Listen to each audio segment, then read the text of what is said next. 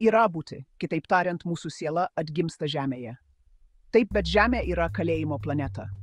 O tu buvai čia numestas kaip kalinis. Kad negrįžtum namo, tavo atmintis buvo ištrinta ir įdiegti klaidingi prisiminimai. Tau buvo įsakyta grįžti į Žemę, neva kad gautum dar vieną pamoką. Išmoktum ir ištaisytum tą mažą klaidelę. Bet kokia to prasme kaliniui? Jokia. Tai tik būdas priversti tave savanoriškai grįžti į Žemę, o po mirties skubiai šokti į tunelį, kad vėl būtų ištrinta atmintis. Ir taip ratu 1000 metų. Ir dar vienas pastebėjimas.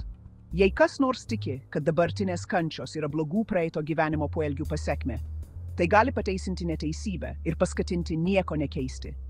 Tai taip pat gali sukelti abejingumą kitų skausmui, nes jų likimas yra karmos pasekmė, vadinasi pelnytas. Tik pažiūrėk, kiek aplink mus pasyvumo ir neveiklumo, nes tokia yra hipnozės komanda įdiegta po mirties. Mes turime būti pasyvūs ir paklusnus. Senas posakis sako, viršininkas visada teisus, ne tada, kai klysta. Tačiau savarankiškumas ir atsakomybės už savo veiksmus prisiėmimas yra vystymosi pagrindas, o ne dvasinis pasyvumas.